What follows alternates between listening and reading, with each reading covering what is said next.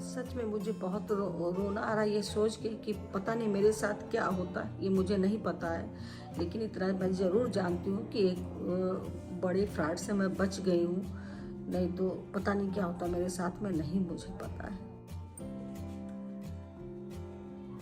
आप सभी के लिए ये वीडियो बहुत यूज़फुल होने वाला है, तो प्लीज़ वीडियो को पूरा देखें, बिल्कुल स्किप ना करें।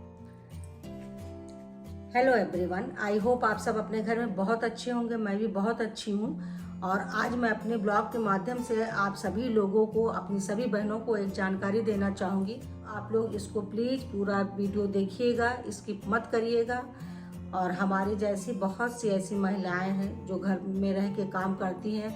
आप सबको मैंने पहले बताया है, पहले अपना जो मेरा फर्स्ट ब्लॉग गया था कि मैं एक होम बेकर हूँ और मैं घर से काम करती हूँ। तो इधर मैं बहुत दिनों से हालांकि केक का काम नहीं कर रही हूँ। ऐसा नहीं कि मैंने छोड़ दिया है, लेकिन अभी नहीं, मेरे पास टाइम नहीं हो पा रहा था, नहीं मैनेज हो पा रहा, तो मैं नहीं कर रही थी। और उसका रीज़न ये है कि प्रभु है नहीं, प्रभु मेरा बहुत सपोर्ट कर देते हैं। सपोर्ट का ऐसा कुछ नहीं, बनाती हूँ सब कुछ मैं करती हूँ, लेकिन प्रभु मेरी हिम्मत बन के हमेशा खड़े हो जाते हैं। तो उनका मुझे बहुत सपोर्ट रहता है, पैकिंग वगैरह का, या आसपास होम डिलीवरी तो बाइक से देना होता तो कोई और जाता है, नहीं तो वो बहुत मेरा जो है सपोर्ट कर देते हैं। तो पहले प्रभु की वजह से अभी मेरा काम थोड़ा पेंडिंग पड़ा हुआ है और टाइम नहीं मिल पा रहा है। तो अभी ये बात है नवरात्रि के पहले दिन की बात है, मेरे पास एक फ़ोन आया था केक के लिए। तो मैं टाइम नहीं बिल्कुल पा रही थी कि आप सभी को बता दूं, टाइम इसलिए नहीं पा रही थी कि मेरे यहाँ गेस्ट आए हुए हैं। तो बच्चे इतना है, सब इतना शोर कर रहे हैं बच्चे, तो कहीं ऐसा कि मैं बैठ के आप सभी के साथ बातें कर सकूं। अभी भी मैं कर रही हूँ, उनकी आवाज़ आ रही, मैं नीचे आ गई हूँ कि आप सभी को बता दूं, जल्दी से जल्दी बता दूं, क्योंकि बहुत सी मेरी बहनें हैं जो अपना घर चलाने के लिए ये काम करती हैं। बहुत से अपने भाई, बहुत सी ज़रूरतें हैं उनकी। तो फ़ोन आया मेरे पास केक के लिए, नवरात्रि के पहले दिन की बात है, ठीक। तो मैंने उन्होंने फ़ोन किया और नंबर उसमें थोड़ा ज़्यादा देखिए मुझे बहुत नॉलेज नहीं, मैंने आप सबको पहले बताया है कि मुझे ऑनलाइन की इतनी चीज़ें हैं तो मैं नहीं समझ पाती हूँ।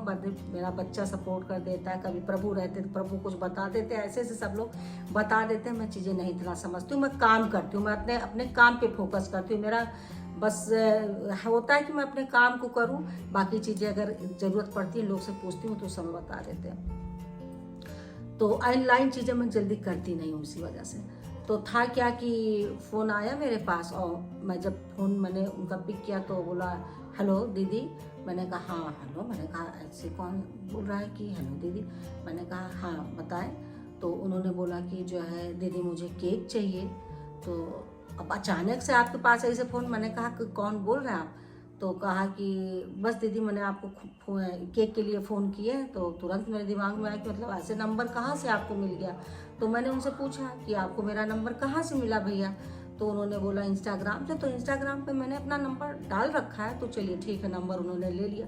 उन्होंने कहा दीदी मुझे केक चाहिए। तो मैंने कहा केक तो मैं नहीं अभी दे पाऊँगी, क्योंकि अभी इस समय मैं 4-5 महीने से केक बिल्कुल नहीं बना रही हूँ। 1-2 बनाया, बहुत इमरजेंसी वाले थे, तो मैंने कहा मैं केक नहीं बना रही हूँ प्लीज़। तो उन्होंने कहा प्लीज़ दीदी आप दे दो ना, मुझे मेरा बर्थडे है, मेरे घर में बर्थडे है तो मुझे ज़रूरत है।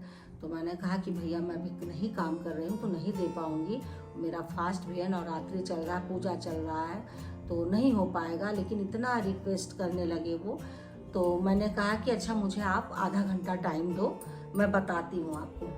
तो उन्होंने कहा ठीक है दीदी, और मैं आपको, आप इसी नंबर से व्हाट्सएप पे हो ना, मैं आपको फ़ोटो सेंड कर देता हूँ। मैंने कहा कर दीजिए। अच्छा, उन्होंने फ़ोटो सेंड तो कर दिया, लेकिन मेरा ये वाईफाई ख़राब चल रहा था, तो मोबाइल का जो डाटा था मैंने उसको ऑफ़ कर दिया था कि मेरा और काम ये ब्लॉग वगैरह का चलता है, तो मैंने इसलिए ऑफ़ कर दिया कि भाई वो मेरा बचा रहे, सेफ़ रहे।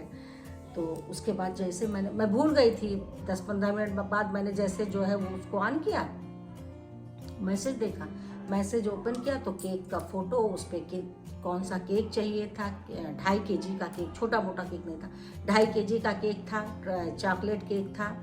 तो फिर मैंने उनको फ़ोन किया कि मैंने कहा इतना बड़ा केक और मेरा फास्ट है तो मैं नहीं दे पाऊँगी। मैंने कहा मैं इनको बता देती हूँ, क्या फंसाना किसी को, भाई वो मेरे उस पर ना रहे, ले ले। और तो मैंने उनको फ़ोन किया, मैं कहा हेलो भैया, अच्छा, उनकी उसके पहले मैंने डीपी नहीं देखी, केवल बस मैसेज ही पढ़ा।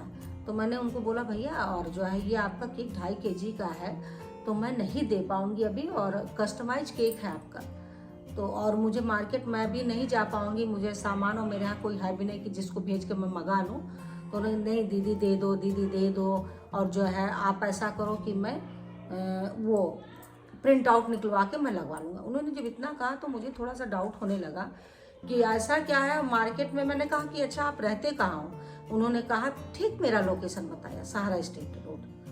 तो मैंने कहा कि सहारा स्टेट रोड तो चलो मेरे पास की बात है। तो फिर मैंने उनसे कहा कि भैया आप मुझे टाइम दो, आप इतना रिक्वेस्ट कर रहे हो लेकिन मुझे टाइम दो थोड़ा, क्योंकि मैं बना नहीं रही हूँ केक अभी, मेरा मूड बिल्कुल नहीं। मुझे उस दिन सर दर्द, इतना माइग्रेन था, नवरात्रि के पहले दिन मेरा अचानक सर में दर्द शुरू हो गया था। तो सच में अंदर से इच्छा बिल्कुल नहीं थी, लेकिन वो इतना रिक्वेस्ट कर रहे थे, इतना प्रेम से वो बोल रहे थे कि मैं एकदम से मतलब मना तो कर रही थी लेकिन एकदम से मना नहीं कर पा रही थी।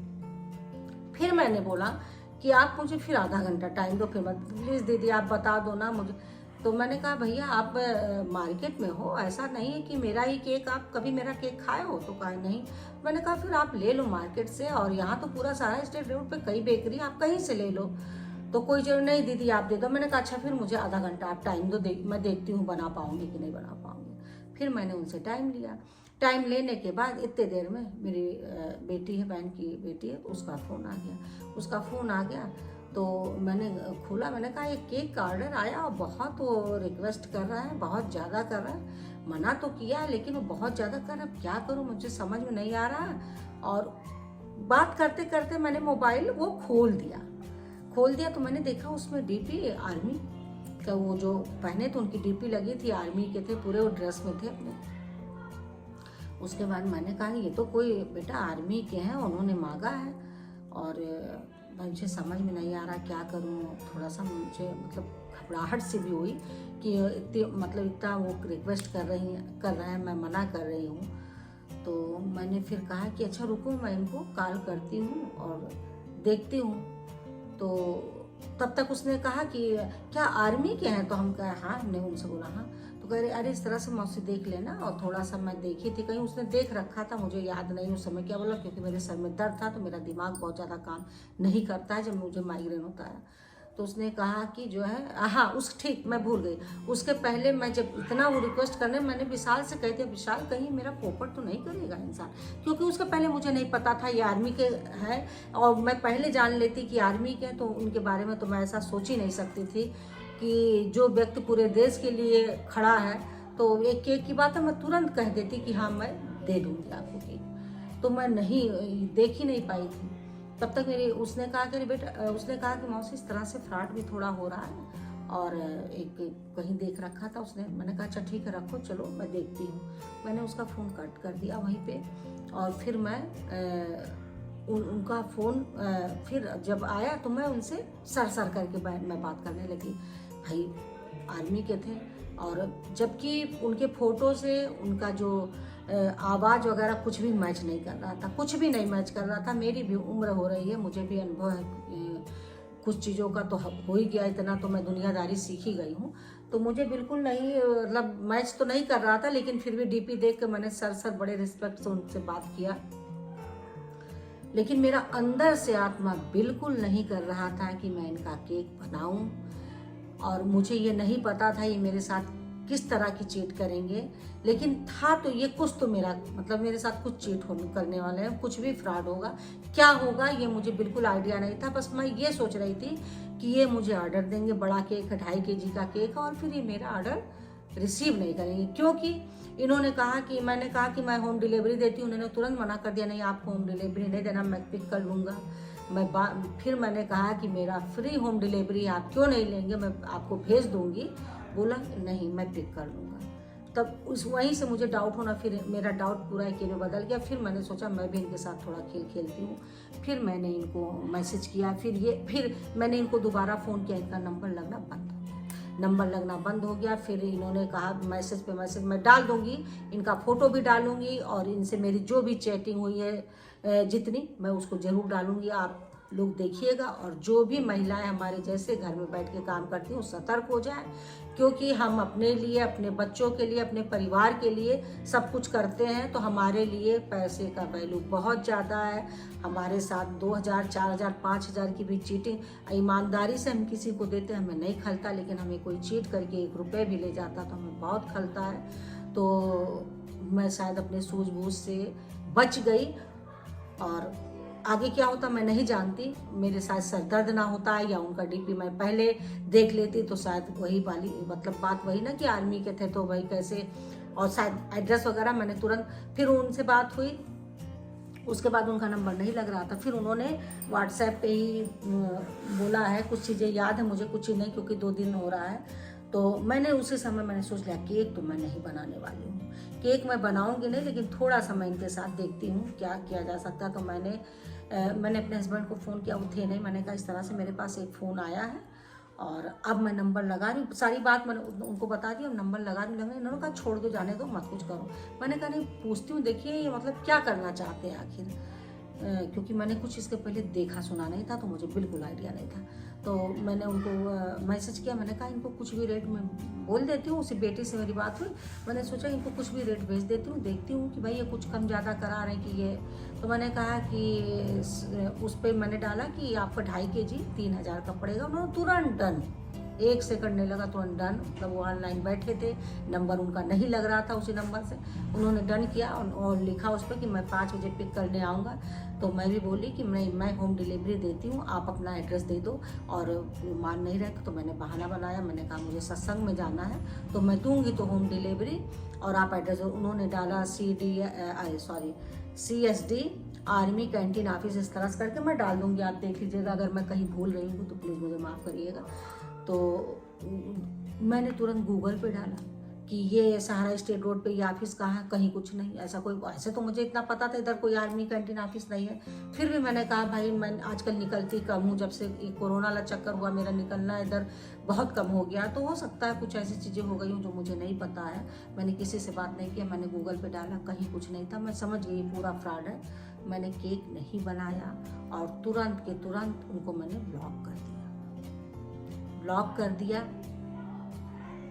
वो मेरे साथ फ्रॉड क्या करते क्या नहीं करते ये मुझे नहीं पता, लेकिन बाद में मुझे फिर आइडिया लगा और किसी ने कहा कि ये ऑनलाइन ही मेरे साथ फ्रॉड करने वाले थे।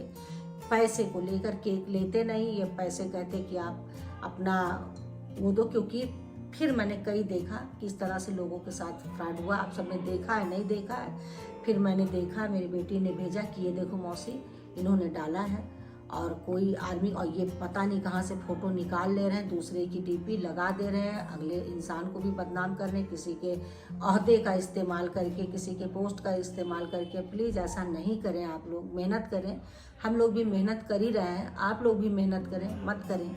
बहुत सी महिलाएं ऐसी हैं जिनको बहुत ज़रूरत होती है। आप बताइए किसी के साथ आप निकाल लेते हैं उनका पैसा, 10,000 20,000 कितना वैल्यू रखता है उनके लिए। हमारे जैसे लोग भाई मेहनत करते हैं, हम अपने मेहनत का पैसा लेते हैं ना, तो प्लीज़ ऐसा ना करें। और इस वीडियो को पूरा देखें, ज़्यादा से ज़्यादा शेयर करें, और मैं पूरा क्लिप जितना मेरी उनसे चैटिंग हुई मैं उसको डालूंगी, उनकी फ़ोटो भी मैं लगा दूंगी। कहीं कुछ भी नहीं है, ये ऑनलाइन जो फ्रॉड हो रहा मुझे पता चला इस तरह से, कई के साथ मुझे तो नहीं पता था, बाद में पता चला। तो बस इसी के साथ मैं अपने ब्लॉग का करूँगी एंड। और प्लीज़ मेरे चैनल पे जो भी नए, प्लीज़ चैनल को सब्सक्राइब करते जाइएगा और बेल आइकन को प्रेस करना बिल्कुल ना भूलिएगा, जिससे वीडियो के नोटिफिकेशन आप सभी को मिलते रहें। Bye bye.